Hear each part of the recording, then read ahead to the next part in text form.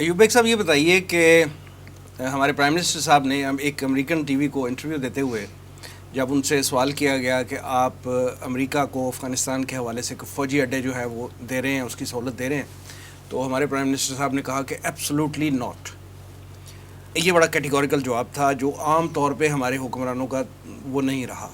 ماضی میں ہم دیکھتے ہیں جیسے رضا الحق صاحب نے بھی مثال دی کہ سب سے پہلے پاکستان کا ہم نعرہ لگاتے تھے، ہم فوجی اڈے بھی ان کو دیتے رہے ہیں، ہم ان کو پوری طرح پوائنٹیشن کرتے تھے کہ ان جگہوں پہ جو ہے آپ ڈرون اٹیکس کریں، ٹھیک ہے، اور پھر ہم ان کو پوری سپورٹ دیتے رہے ہیں، لاجسٹک سپورٹ دیتے رہے ہیں، اور پھر ہم کولیشن فنڈ بھی ان سے حاصل کرتے رہے ہیں۔ نہ صرف کولیشن فنڈ حاصل کرتے رہے بلکہ تنقید بھی پھر کرتے رہے ہیں، اس کو کرٹیسائز بھی کرتے رہے ہیں کہ جی آپ کنڈیم کرتے رہے ہیں کہ جی آپ یہ کیوں کر رہے ہیں۔ انہیں فیسلٹیز بھی پوری دے رہے ہیں، ٹیکنیکل سپورٹ بھی پوری دے رہے ہیں، اور کرٹیسائز بھی کر رہے ہیں۔ ہمارا طرز عمل تو یہ تھا۔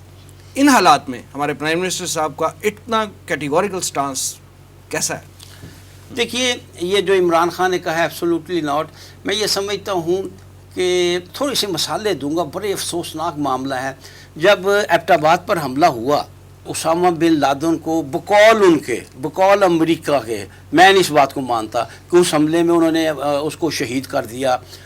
ہماری حالت کیا تھی؟ اس وقت وزیر اعظم تھے یوسف رضا گیلانی۔ آپ کے ملک پر حملہ ہو رہا ہے، ایک بندہ ہے، چلو وہ برائی ہوگا، وہ دہشت گردی ہوگا، وہ ہمارا مجرم ہے نا، ہمارے ملک میں ہمارا مجرم ہے، آپ اس کو پکڑیں، آپ اس کو سزا دیں، آپ اس کو کریں، لیکن ایک غیر ملک ہماری فضاؤں کی خلاف ورزی کرتے ہوئے اتنے حساس علاقے میں اس کو مارتے ہیں، آپریشن کرتے ہیں، تو آپ کہتے ہیں گریٹ وکٹری۔ یوسف رضا گیلانی صاحب کہتے ہیں کیا تھا؟ امریکہ خوش ہو جائے، امریکہ بہادر خوش ہو جائے۔ آصف زرداری نے مضمون لکھا، اصل میں بیچارہ آپ تو لکھنے کا قابل نہیں ہے، وہ حسین وقانی جو ان سب کا گرو ہے، اس نے مضمون لکھا اور اس میں اس کو بڑا ویلکم کیا، بہت بڑا کہا۔ اندازہ کیجئے کیا تھی ذہنیت کہ آپ کی ذلت کرنے والا اس کو آپ وکٹری کہہ رہے ہیں۔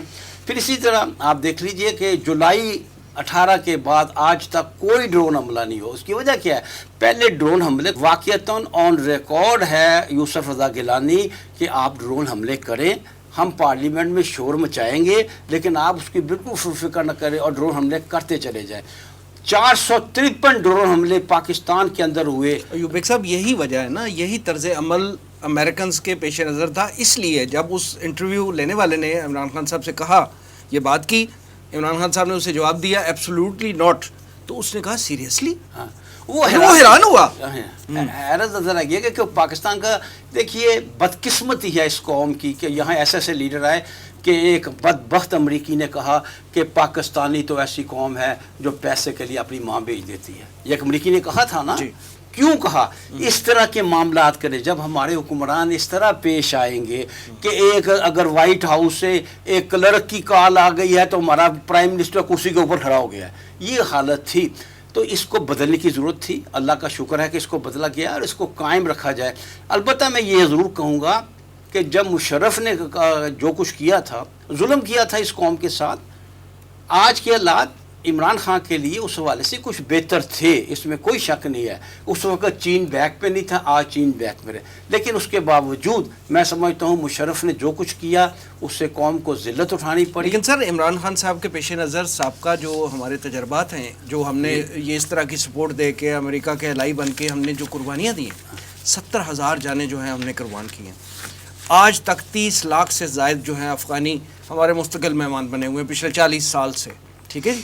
پھر کلاشنکوف کلچر، پھر ہیروئن کلچر، پھر ہم نے جو ناقابل تلافی معیشت کو ہمارا نقصان پہنچا، یہ ساری باتیں جو ہیں ہم فیس کر رہے ہیں۔ ان حالات میں ہمارا جواب ہی یہ بنتا تھا کہ ایبسولوٹلی ناٹ، لیکن اس کے باوجود بھی میں سمجھتا ہوں یہ بڑی ہمت کی بات، اس طرح کا جواب دینا بڑی ہمت کی بات تھی۔ اللہ آئندہ بھی اس حکمران کو بھی اور آنے والے حکمرانوں کو بھی یہ حوصلہ دے کہ وہ اپنے ملک کے اسلام کے مفاد کے لیے کسی قسم کا گریز نہ کریں اور حق پر کھڑے ہو جائیں۔